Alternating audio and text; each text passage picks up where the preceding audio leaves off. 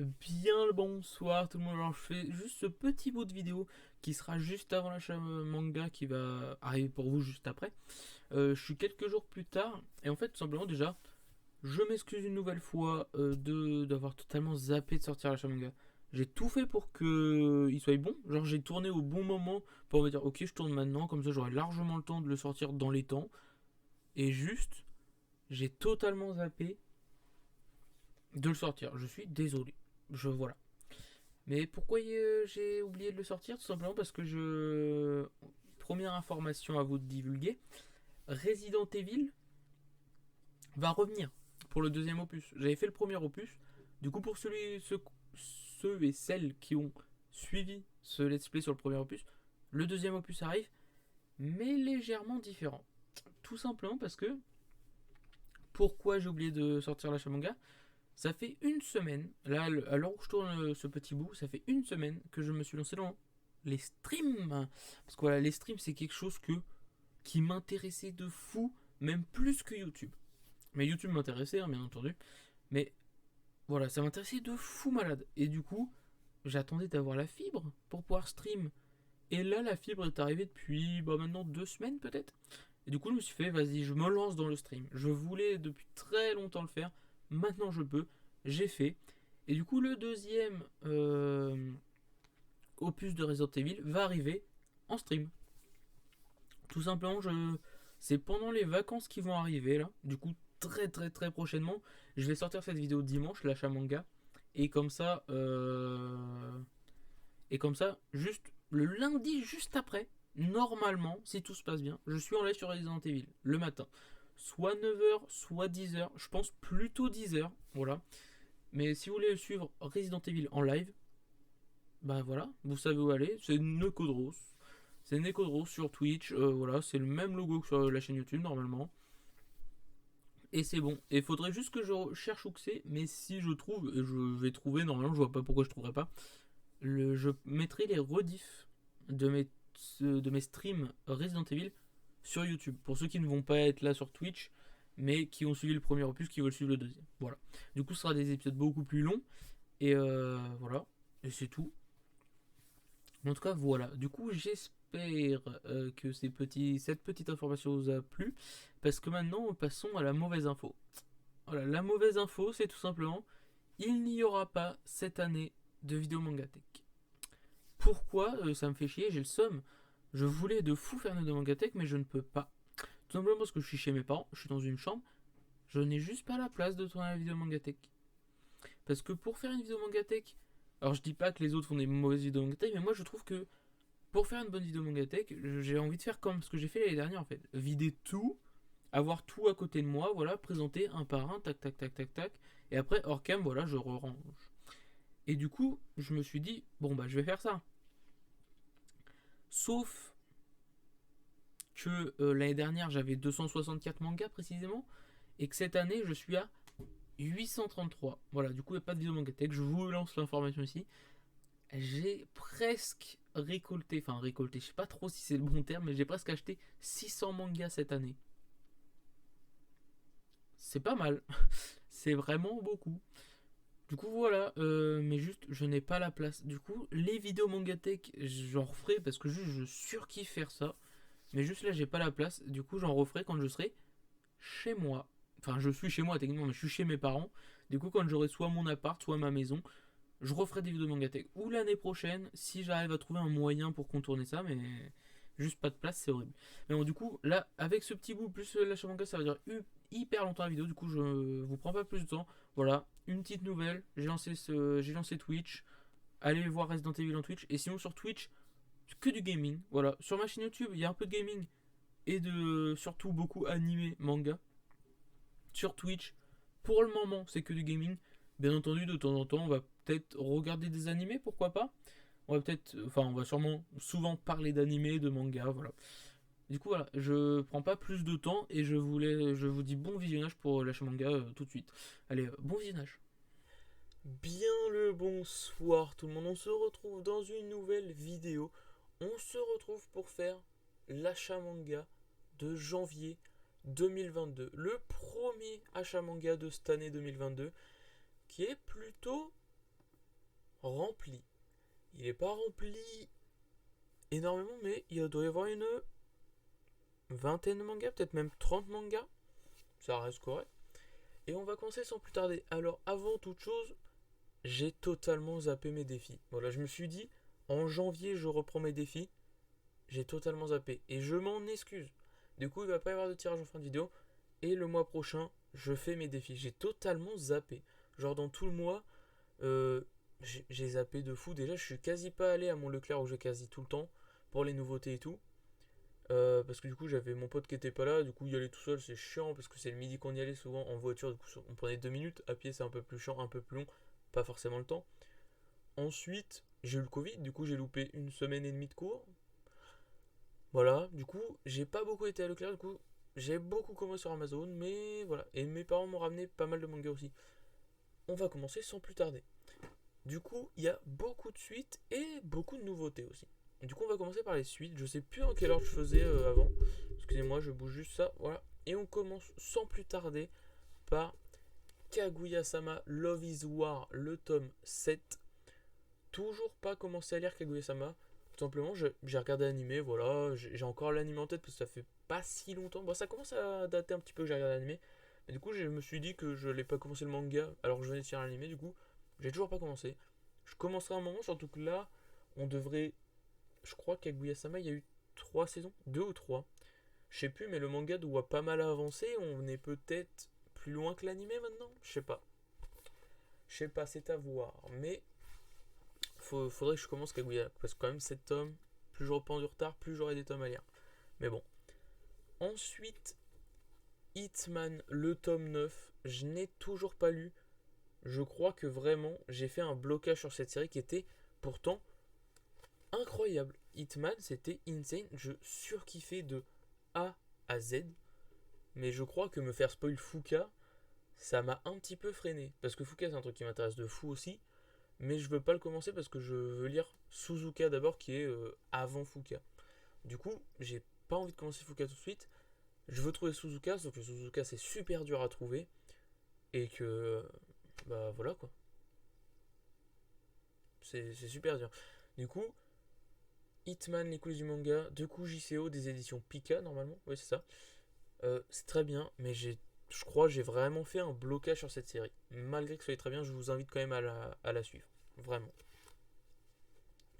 Ensuite, Undead Unlock. Alors, j'ai commencé Undead Unlock. J'ai lu les 2 premiers tomes qui sont là-bas. J'en dis pas plus parce que je vais en parler normalement dans la vidéo les découvertes de janvier. Normalement. Mais du coup, Undead Unlock, j'ai toujours pas lu le tome 3, mais j'ai lu les 2 premiers et c'est plutôt bien. C'est des éditions Kana et c'est fait par Yoshifumi Tozuka. Et franchement, c'est plutôt pas mal. On suit l'histoire d'une fille qui porte la poisse et d'un homme immortel. Et du coup, l'homme immortel se rapproche de la fille pour avoir la poisse et essayer de mourir, tout simplement. J'en dis pas plus, je développerai un petit peu plus dans la découverte. Ensuite, je vais pas en parler beaucoup, tout simplement Demon Slave. Le scénario est par Takehiro et le manga par Oei Takemura des éditions Kurokawa. J'en ai parlé il n'y a pas si longtemps. Bah, techniquement, hier, si j'ai bien le compte des jours en tête. La vidéo est sortie pour analyser le tome 5. Voilà, j'attends le tome 6 avec impatience. C'était un très bon tome. Voilà, tout simplement. Ensuite, Blue Period. Je n'ai toujours pas rattrapé mon retard. C'est super bien. J'ai lu toujours que les 2 premiers, j'ai pas rattrapé. Voilà, faudrait que je rattrape. C'est de Tsubasa Yamaguchi et c'est des éditions Pika. Ça parle de dessin, de peinture et tout, etc. Ensuite, Shinin Life in Different World. Insane. C'est le manga par Akine Itomaji, l'œuvre originale par Miya Kinojo et le Kara Design par Katagiri. Et est-ce que j'ai lu ce tome? Je vous avoue que j'ai un bug. Oui, oui, oui, je l'ai lu.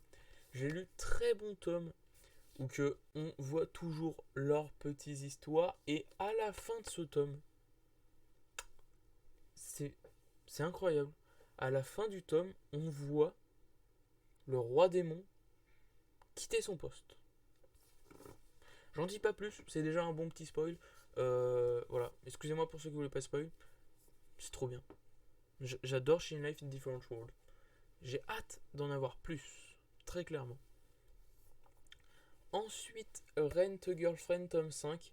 Alors ça, encore une fois, c'est comme Kaguya-sama Revisoire. Je n'ai toujours pas lu, mais par contre, ça ne saurait tarder. Parce que là, je pense que tome 5, on a dépassé la saison 1. J'attends la saison 2 avec impatience et elle ne sort pas.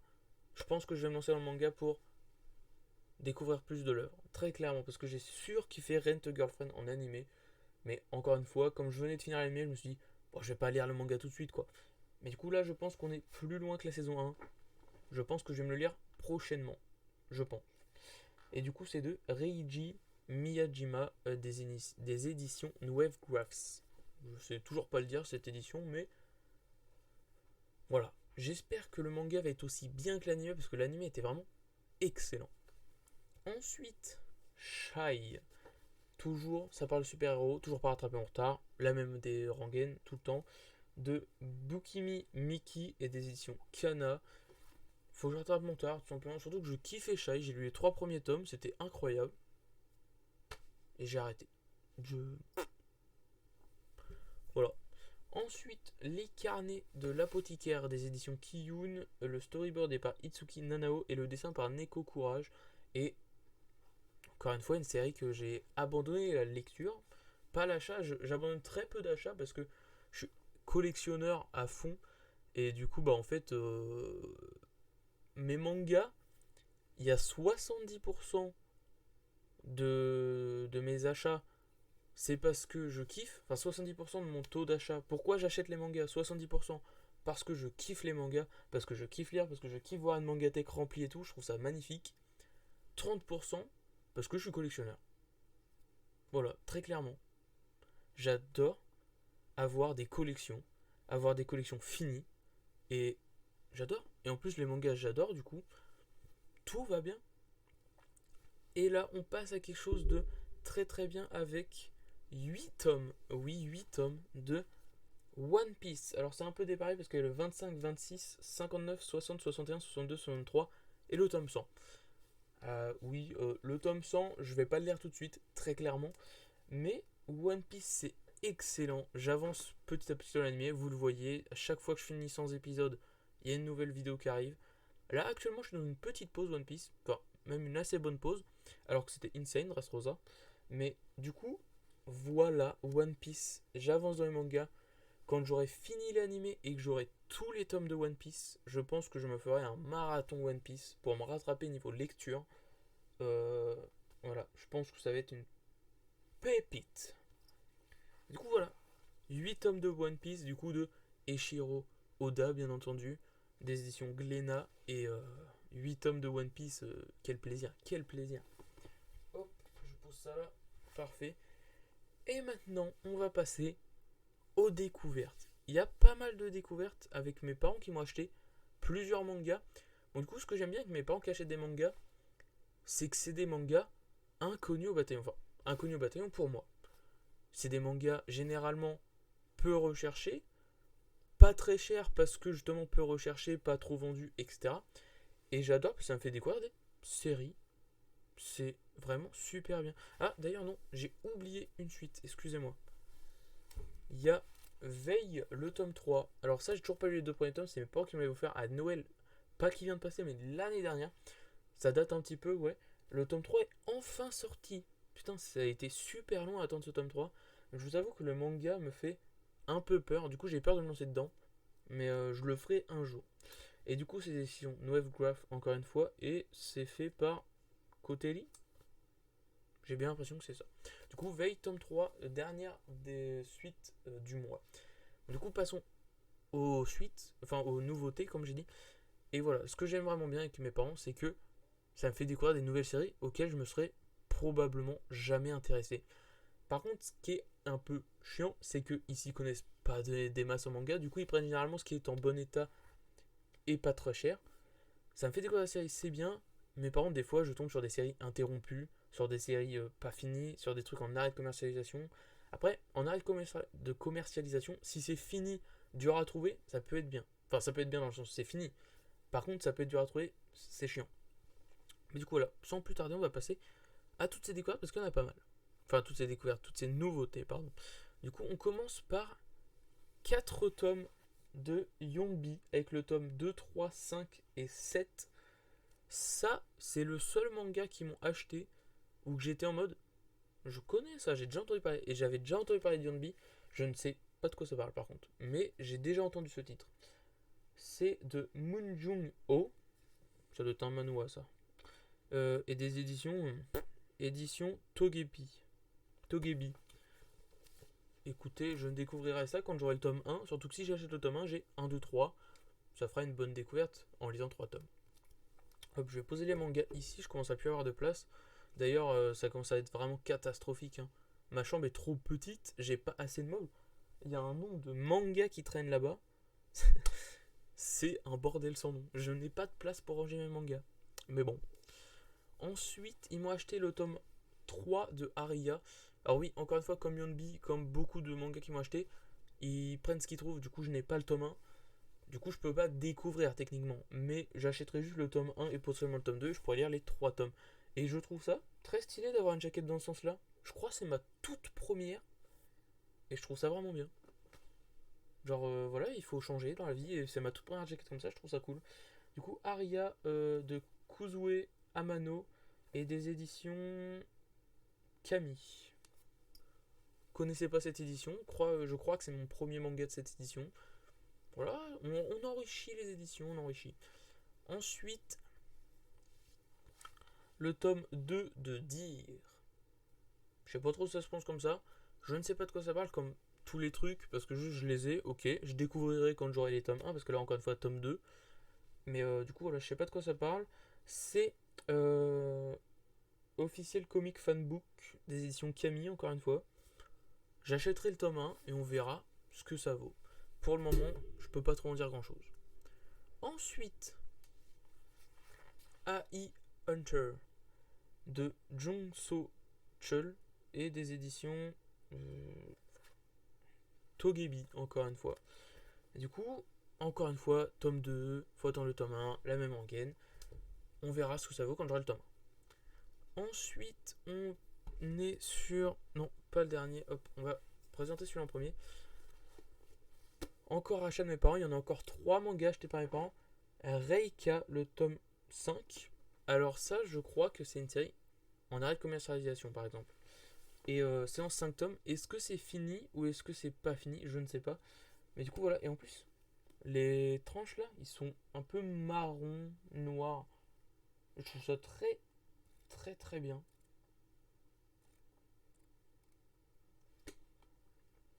Écoutez, je suis trop con. En fait, j'ouvre le tome, mais c'est le tome 5, le dernier tome, actuellement sorti.